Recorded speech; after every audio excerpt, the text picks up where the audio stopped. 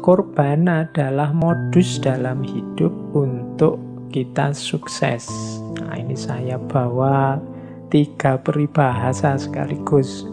1 bahasa Inggris, 1 bahasa Indonesia, 1 bahasa Jawa. Mungkin teman-teman dari banyak daerah yang lain punya peribahasa masing-masing. Kalau dalam bahasa Inggris ada peribahasa there is no free lunch.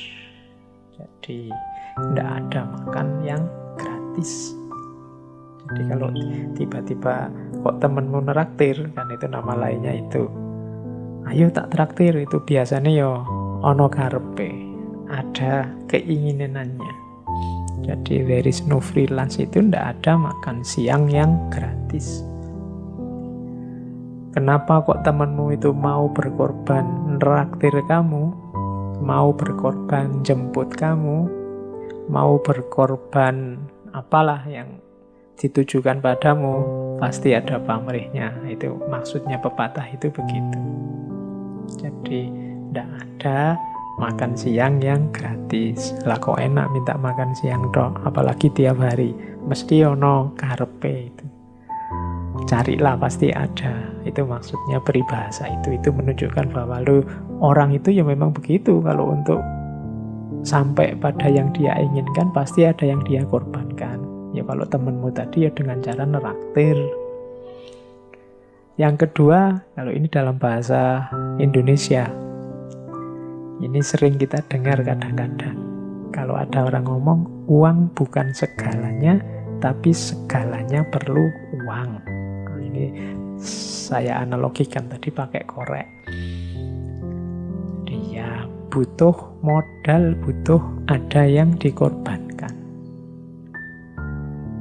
Maksudnya teman-teman pasti sudah paham, saya tidak harus menjelaskan detail.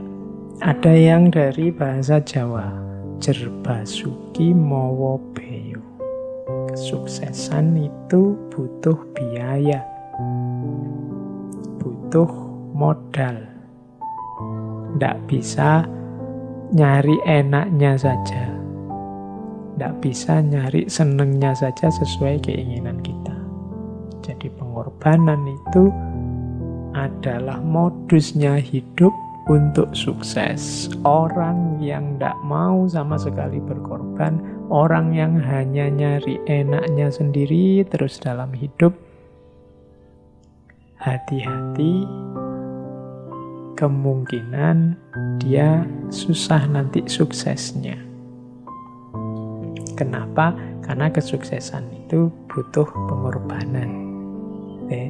Jerbasuki mawa beyo. Apalagi hari ini ya, kalau teman-teman mahasiswa, teman-teman pelajar itu kan sedang galau luar biasa di era COVID ini, karena ada biaya tambahan untuk belajar, yaitu online, butuh kuota. Ada yang pakai Zoom, ada yang pakai Google, itu kan nambah biaya tambahan. Tapi ya situasinya memang begitu. Anggap saja wong mau ndak mau ya harus kita jalani, diniati saja bahwa itu jihad kita, pengorbanan kita. Semoga nantinya akan lahir kesuksesan-kesuksesan yang menyusul karena rahmatnya Allah, sayangnya Allah melihat jerih payah kita hari-hari ini. Jerbasuki mawa beyo. Saya bawa satu teori, satu ilustrasi dari buku yang judulnya Think and the Tipping Point, karangannya Malcolm Gladwell. Katanya Gladwell, dia ngitung untuk seseorang ini jadi ahli dan sukses di satu bidang, ya ini mungkin hitung-hitungan kira-kira. Katanya Gladwell, seseorang harus bekerja minimal 10.000 jam terbang. Kalau dihitung secara matematika, 10.000 jam terbang itu, kalau kita kerjanya 8 jam sehari, seminggu 5 hari, Sabtu minggunya libur, itu butuh waktu sekitar 4-5 tahun untuk jadi ahli. Oh, ini teorinya silahkan didiskusikan sama teman-teman ya. Sekarang kan banyak ahli dadaan. Ada yang baru baca satu buku, satu kitab, terus merasa ahli. Nah, ahli itu katanya Gladwell tadi dia harus punya 10.000 jam terbang. Berarti 4-5 tahun dia kerja keras mendalami disiplin yang dia inginkan.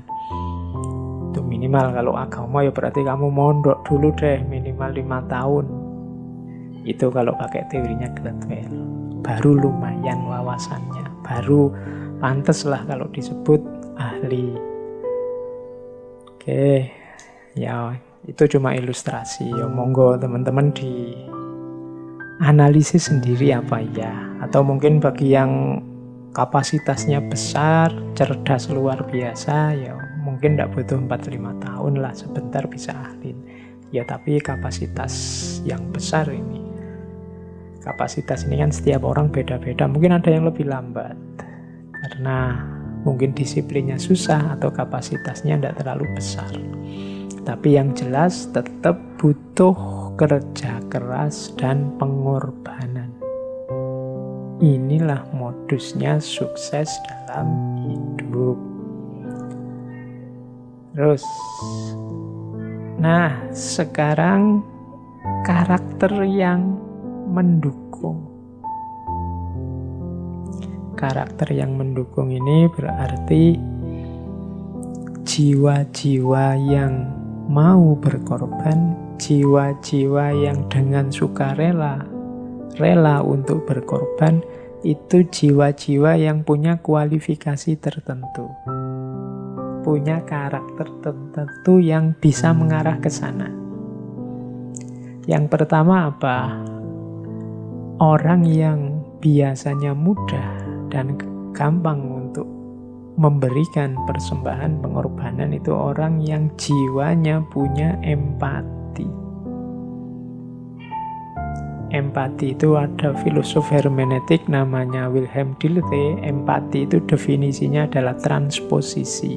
Empati itu kalau engkau bisa memposisikan dirimu di posisi objek atau orang yang kamu baca, itu empati. Kalau lihat temenmu misalnya sedang sedih karena kuliah tidak lulus-lulus misalnya, nah itu empati, itu kamu ikut merasakan yang dia rasakan. Seandainya aku yang tidak lulus-lulus, betapa sedihnya, betapa galaunya, maka aku pahami kesedihannya, kegalauannya. Itu empati. Seandainya aku yang jadi dokter, jadi perawat yang harus merawat orang-orang yang kena COVID, sebenarnya ya agak enggan, gimana wong itu kewajiban, dengan resiko dirinya sendiri kena, maka keluhan mereka aku bisa paham. Ini namanya empati. Memposisikan diri di posisi orang yang engkau baca. Seandainya aku yang miskin seperti itu, seandainya aku yang keleleran di pinggir jalan 3-4 hari tidak makan, seandainya aku yang hidup di pelosok pedalaman, jangankan sinyal, misalnya telepon biasa aja tidak nyambung, gimana harus kuliah online misalnya, wah bisa kurasakan kegalauannya kalau sekarang semua harus online, termasuk sekolah, termasuk kuliah. Ini namanya empati. Orang yang punya jiwa empati inilah yang mudah nanti untuk berkorban, mudah untuk diminta pengorbanannya. Semakin besar daya empatinya, biasanya semakin dia mudah toleran, mudah membantu, mudah terjun ke lapangan untuk memberikan apa yang dia miliki. Ini karakter pertama. Maka pupuklah atau hidupkanlah karakter ini dalam dirimu. Semakin banyak orang yang punya karakter empatik ini, mungkin Indonesia ini semakin mudah bangkit dari banyak masalah. Karena selama ini banyak masalah menurut saya muncul karena menipisnya empati dan naiknya ego.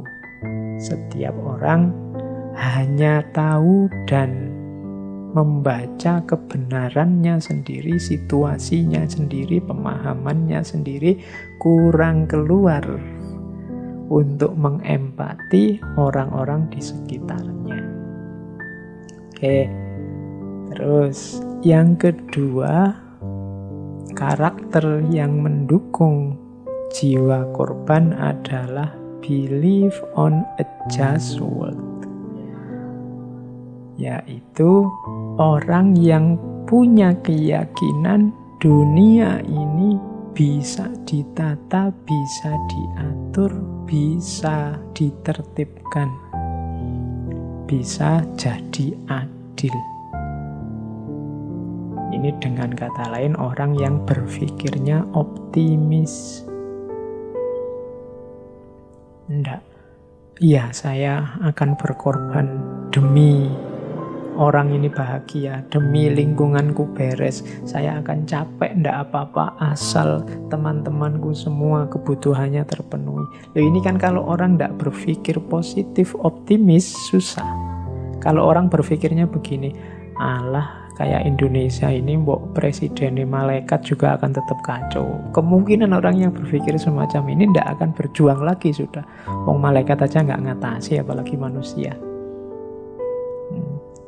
Mental belief on a just world-nya tidak keluar. Jadi yakinlah bahwa dunia ini bisa adil kok. Dunia ini bisa ditata. Wong manusia itu punya akal, manusia itu punya budi, bisa diberitahu, bisa diatur. Jadi ini lebih mudah membuat orang mau berkorban. Kita kan males mau berkorban capek-capek, tapi tidak mungkin Indonesia bisa damai, tidak mungkin kita ini bisa tentram, tawuran, ya wes, tidak jadi berarti. Ngapain kita capek-capek korban, ngapain kita capek-capek ngasih orang lain, sudahlah, tidak usah. Anda believe on a just world. Percayalah, mungkin kok lahirnya keadilan di muka bumi ini. Nah, ini orang yang mentalnya begini biasanya lebih mudah untuk dituntut berjuang, dituntut berkorban. Yang ketiga, orang yang mampu mengkontrol mentalnya, dirinya. Kalau di situ ditulis mengontrol diri secara internal. Nama lainnya orang yang menguasai dirinya. Orang yang menguasai dirinya itu orang yang kalau ada wawasan baru yang baik, kalau ada kebenaran yang lebih benar dari yang dia yakini sebelumnya, ini mudah mengadaptasinya. Oh iya, saya kemarin salah, yang benar ini nih. Oke, sekarang aku ganti ini. Ini orang jago ini, bisa mengontrol dirinya. Banyak orang tidak bisa seperti ini. Banyak orang terkungkung oleh egonya. Ya menurut saya itu lebih benar sih, tapi mesti ono tapi nih, karena dia tidak mau jatuh. Nah, orang yang mampu mengontrol dimensi internal dirinya, ini orang yang bisa menguasai dirinya. Kalau waktunya ndak boleh, ya dia bisa bilang ke dalam dirinya, ndak, itu ndak boleh lo ya. Kalau waktunya boleh, kalau ini boleh. Nah, kalau ini bagus, meskipun bukan milikku tapi menurutku itu bagus. Tapi yang ini menurutku jelek, meskipun ini milikku sendiri. Ini susah orang bisa objektif dan mengontrol dirinya untuk berlaku objektif seperti ini. Tapi semakin orang bisa begini, semakin mudah dia berkorban. Misalnya korban itu membawa kepuasan diri loh. Kalau kita lihat orang lain bahagia, kita pun akan bahagia. Loh, ini orang yang bisa mengontrol dirinya, dia bisa bahagia beneran dengan cara memberi orang lain. Kenapa kok bisa begitu? Ya karena dia sudah mampu menaklukkan dirinya. Itu yang ketiga. Dan yang terakhir, ego yang rendah. Ego yang rendah kayak tadi kan empati lawannya ego. Semakin rendah ego, semakin mudah orang berkorban. Semakin tinggi ego, semakin susah berkorban, atau kalau melakukan korban, pamrihnya besar. Nah, teman-teman, berarti lahirkan jiwa-jiwa penuh pengorbanan, antara lain dengan cara peliharalah empati dalam dirimu, percayalah akan adanya dan mungkinnya dunia yang adil, tertib, baik. Kuasai dan kontrol dirimu. Dan yang terakhir, egomu jangan terlalu tinggi. Semakin tinggi egomu, semakin susah engkau berkorban untuk orang lain.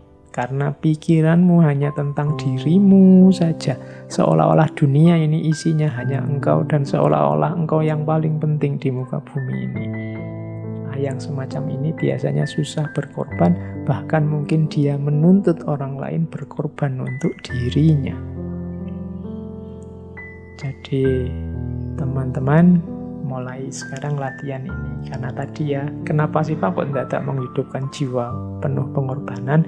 Loh, wong sukses itu butuh pengorbanan, seperti yang saya jelaskan di depan. Dan yang kedua, ternyata sunatullah dalam kehidupan ini, kalau kita ingin menjalankan amanah dan tanggung jawab sebagai makhluk Allah, Abdullah dan Khalifatullah, ya kita harus mau dan harus mampu berkorban.